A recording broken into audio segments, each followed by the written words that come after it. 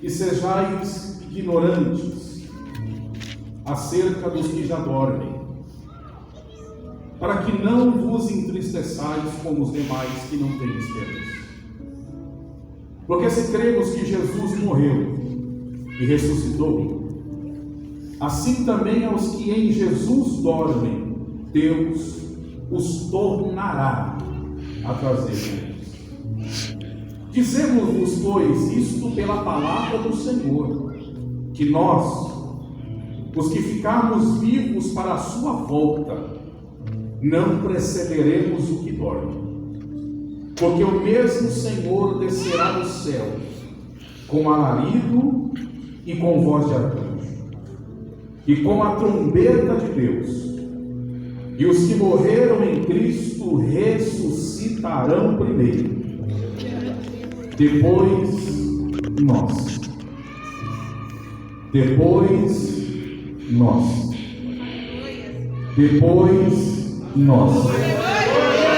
Os que estivermos vivos, seremos arrebatados, juntamente com Ele nas nuvens, a encontrar o Senhor nos ares, e assim estaremos para sempre com o Senhor. Você diz amém? Muito obrigado. Tome o seu assento, por favor. Meus queridos e amados irmãos, por esses dias procurei colocar o meu coração à disposição do Espírito Santo, para que Ele ministrasse em meu coração aquilo que Ele queria falar conosco nessa vez. E quando eu fui pagiar as seletivas páginas da Bíblia Sagrada, o Senhor fez recair a minha atenção sobre esse texto. E quando eu discorria a leitura acerca desse texto, o Senhor saltou ao meu coração, o Senhor ministrou ao meu coração algumas verdades que eu acredito que são propícias, necessárias e alvissareiras para esta noite de hoje. Já não resta mais dúvida nenhuma, meus irmãos, em meu coração. Já não paira, já não estaciona-se mais nenhuma dúvida em meu coração. Eu creio que de maneira indubitável, eu creio que de maneira indelével, nós estamos vivenciando os últimos dias na face dessa terra. Eu acredito que a cortina da história já está prestes a se fechar. O palco da escatologia bíblica já nos trouxe mais do que necessárias provas de que a igreja já está com as malas prontas para fazer uma viagem para o céu. A grade da escatologia bíblica, o relógio escatológico nos aponta que nós estamos vivenciando os últimos tic-tacs e tic-tacs da última hora. Acredito eu que Jesus não vai voltar.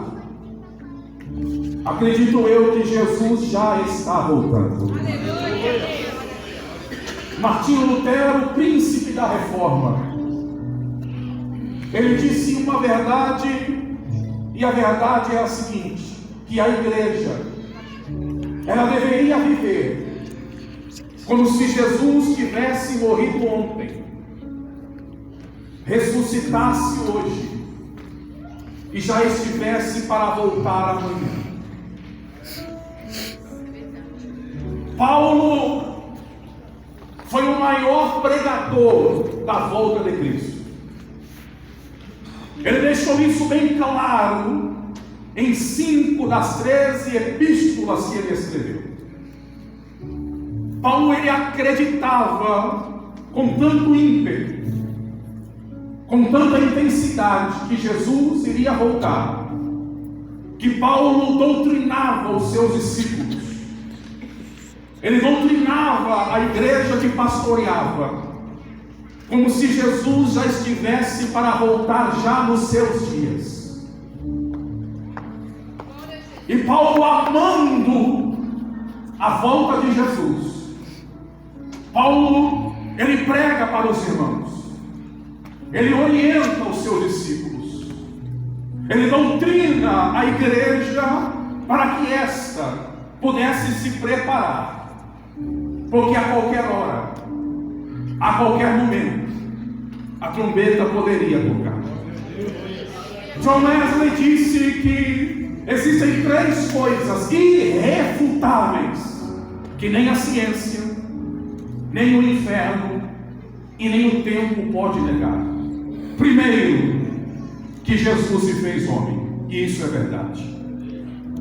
Jesus despiu-se de sua glória para poder habitar entre os homens. A segunda verdade que João Wesley disse que não dá para negar é que Jesus morreu, e morreu de verdade. E morreu por amor ao mais pobre e vil pecador. E a terceira verdade que não dá para negar é que ele um dia também irá voltar. Eu vim lá de Itaquaquecetuba trazer a memória dos meus irmãos que o Senhor já está acima. E eu acredito de maneira piedosa, meus irmãos, que talvez seja hoje. Que talvez não dê tempo do pastor impetrar a bênção apostólica no final.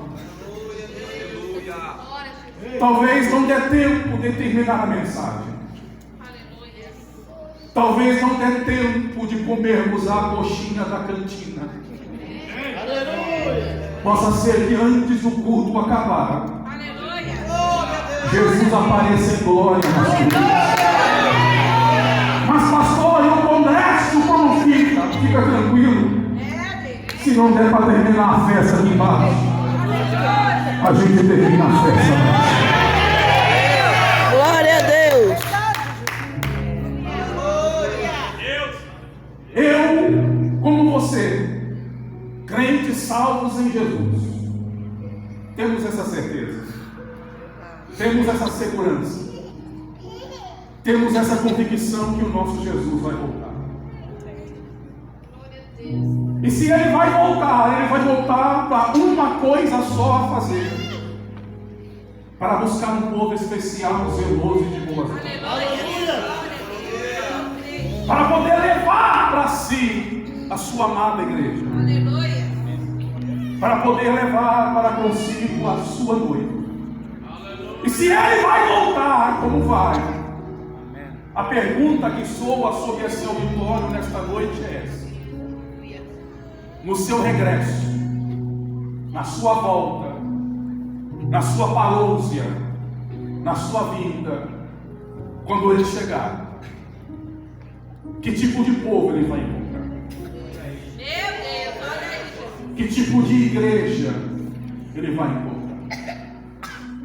Melhorando a pergunta: que tipo de igreja temos sido nós? Que tipo de povo temos sido nós? Que tipo de noiva nós temos sido diante de Deus? Haja vista que não é qualquer igreja que o Senhor vai voltar para levar. Não é qualquer tipo de povo que vai subir. Não é qualquer tipo de gente que vai estar nessa leva que vai subir. Essa igreja que vai subir, ela possui algumas marcas. Esta igreja que vai subir, ela possui alguns predicados. Esta igreja que vai subir, ela tem algumas credenciais.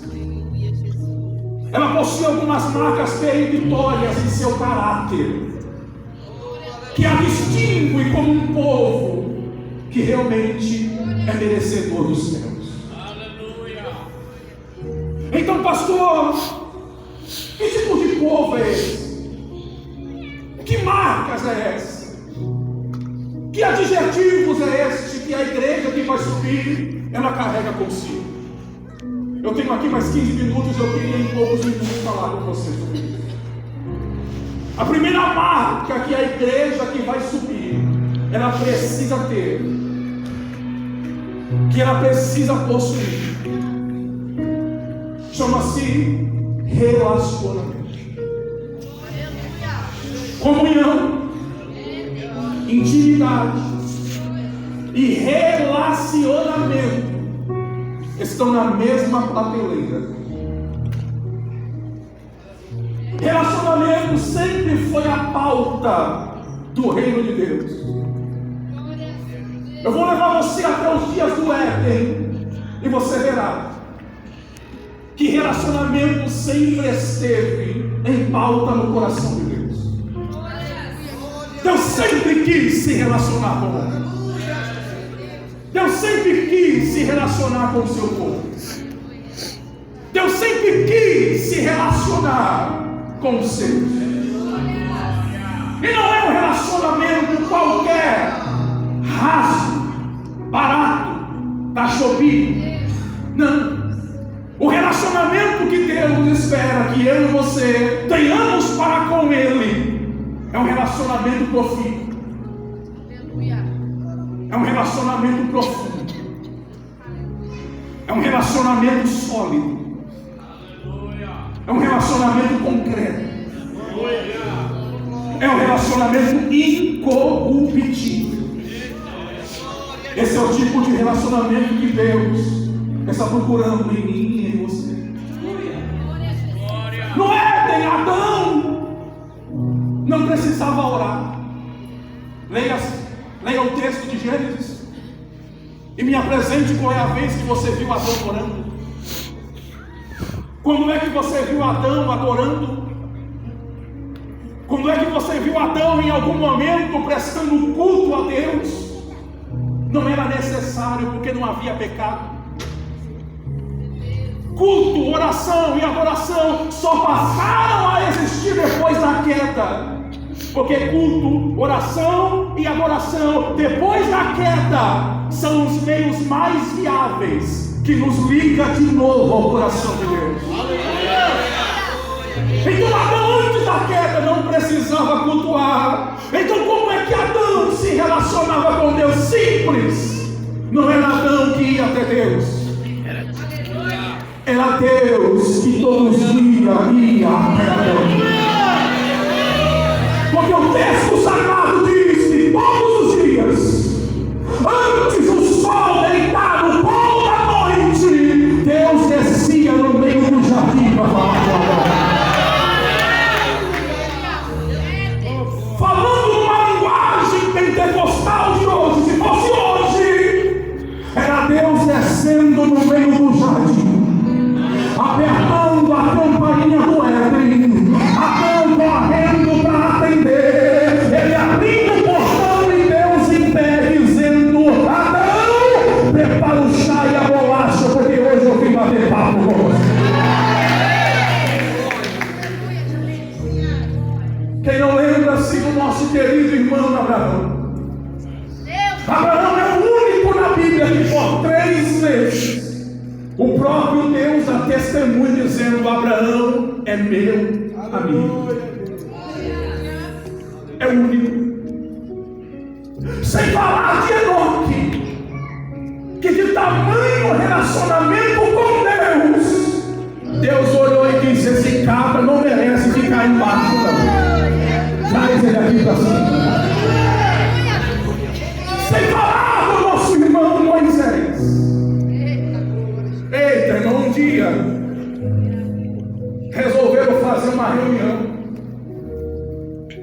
Os obreiros se reuniram para fazer uma reunião, mas tem um problema. Esqueceram de chamar o pastor. E reunião que o pastor não está presente, a gente sabe no que vai dar, sim ou não? É rebelião na certa. E estão falando mal de Moisés. Estão tocando em Moisés. Estão se insurgindo contra Moisés. Só que aí tem uma questão, irmãos. Moisés não está lá, mas Deus estava. E Deus não gostou em nada do rumo que estava tomando aquela conversa. Deus desceu no meio da tenda e disse assim: Arão e Miriam, vem cá, passa por todo esse arraial, e se vocês acharem, traga um profeta, e quando ele chegar aqui, eu, Deus, vou falar com ele por sonhos e por visões. Mas com o meu servo Moisés é diferente. Com o meu servo Moisés eu falo com ele face.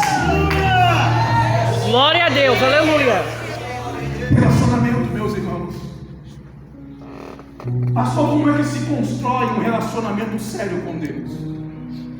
Como nós damos bastante escola bíblica, um dia a pauta da escola bíblica foi essa: relacionamento com Deus nos dias atuais. E um rapaz aparentemente gostou do que ouviu, me procurou no fim do culto e disse: pastor, gostei do que o senhor disse. A partir de hoje vou começar a ter mais relacionamento com Deus.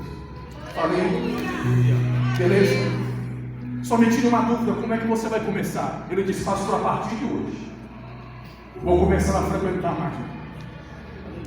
Eu olhei para ele e disse: você está começando errado. Ele olhou para minha cara assustado, como você olhou agora. E eu falei para ele assim: relacionamento com Deus não se constrói com frequência no culto. Relacionamento com Deus não se constrói com frequência à igreja. Não é porque eu vou 1, 2, 3, 4, 5, 6 vezes na semana no culto que isso quer dizer que eu tenho um relacionamento com Deus.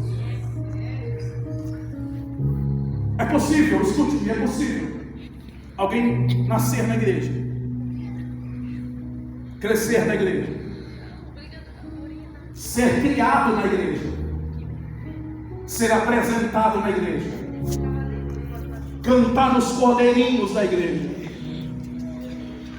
ficar adolescente na igreja, cantar nos pré-jovens, depois cantar nos jovens, depois ir para a mocidade. É possível começar a paquerar na igreja, namorar na igreja, noivar na igreja, casar na igreja, construir um lar na igreja, ter filhos na igreja, ficar velhinho na igreja, ter netos na igreja, cantar na igreja, orar na igreja, pregar na igreja, dirigir trabalhos na igreja. É possível você ficar velho na igreja, ficar doente na igreja, morrer na igreja, ser velado na igreja, ser sepultado na igreja e mesmo assim correr o risco de ir para o inferno. Vou fazer uma pergunta e você é inteligente para responder. Se eu dormir a noite toda na garagem ouvindo um carro? Não. Se eu dormir a noite toda na garagem ouvindo uma moto? Então, se eu vim para a igreja, isso não faz de mim também um cristão de verdade. O que me faz um cristão de verdade? Relacionamento. E relacionamento, sabe o que é? É ter coisa séria com Deus. É isso que está faltando talvez na nossa geração. Pessoas que verdadeiramente queiram coisa séria com Deus. Porque não dá para passar a vida toda andando na mão direita com um anel de compromisso com Deus e na mão esquerda um anel de compromisso com o mundo. Não dá para ao mesmo tempo cantar, orar, pregar, louvar na igreja e as coisas do mundo te atrair com o mesmo ímpeto e intensidade. Para ter um relacionamento com Deus verdadeiro, em algum momento você vai começar a ter que entender que você vai precisar abrir mão de coisas e pessoas. Porque à medida que você cresce, à medida que você evolui, à medida que você salta, à medida que você é lançado para frente naquilo que tange relacionamento com Deus, coisas e pessoas vão ficando para trás. Quem não lembra do nosso irmão Abraão? O Senhor disse a Abraão: pega o teu filho e vai para Moriá. Entrega em sacrifício para mim. Abraão foi 3 dias de viagem. Antes de subir no monte do propósito, quem lembra o que Abraão fez aqui? Deixou a jumenta. A Bíblia diz que Abraão deixou seus 2 servos e a jumenta no pé do monte. Porque vai chegar uma hora, em um estágio, em uma etapa do seu relacionamento com Deus, que jumentas vão precisar ficar no pé do monte. Para quem pretende subir o Moriá, jumenta só atrapalha. Para quem precisa ou pretende evoluir em Deus, jumenta só vai atrapalhar o processo. Então tem um conselho da parte de Deus: quer crescer, quer evoluir, quer amadurecer, deixa nesta noite no altar as jumentas da sua vida. Pastor, a jumenta é caro, é valioso, fica tranquilo. Você perde a jumenta no pé do monte, mas ganha um cordeiro quando você chegar lá em cima. Glória a Deus. Se você pode aí, só de quem está vivo, em nome de Jesus. Pega na mão de quem está vivo aí, por favor, agora. Olha para ele, vê se ele tem cara de crente. Olha para ele, vê se ele tem cara de crente. Se não tiver, dá licença, sai de perto dele, por favor. Mas se ele tiver cara de crente que vai abandonar a jumenta, levanta a mão dele lá em cima agora. Chacoalha ele para ver se ele está vivo. Diga para ele, pega a jumenta, mas vem o cordeiro. Profetiza para ele, pega a jumenta, mas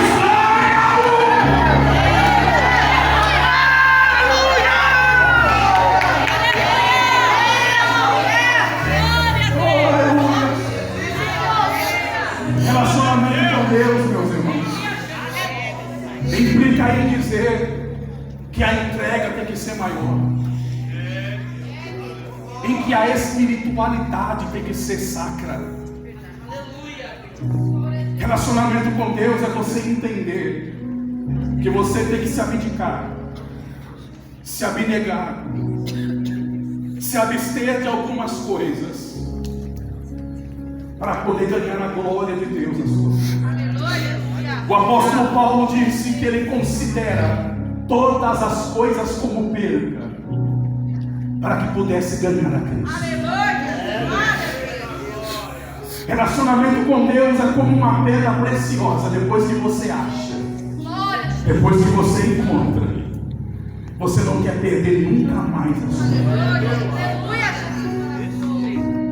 Segunda coisa importante que Jesus espera encontrar nesta igreja que vai subir. Isso quem prega não sou eu, é Salomão. Eclesiastes capítulo 9, versículo 8. Salomão diz assim: amados, queridos, em todo o tempo sejam alvo as suas vestes, e nunca falte o óleo sobre vossa cabeça. Vestes brancas na linguagem bíblica, você sabe o que é? Santidade, limpeza, purificação. Por mais que não pregue mais sobre isso, santidade ainda convém à igreja. Santidade ainda convém ao povo de Deus. Eu sei que a maioria aqui vem de uma igreja de comunidade, mas eu sou assembleano. E para quem é da Assembleia de Deus, algumas coisas que você olha no meio da igreja hoje, pelo menos para mim, me causam desconforto, me causam uma certa repúdia, porque tem coisas que para mim eu não consigo entender e assimilar algumas coisas que eu vejo. Parece, meus irmãos, que viver uma vida santa é para pessoas arcaicas, é para pessoas retrógradas, é coisa do passado, é para aqueles que têm cães brancas, quando na verdade o escritor aos Hebreus, capítulo 12, versículo 14, ele fala assim, ó, é necessário seguir a paz uns com os outros.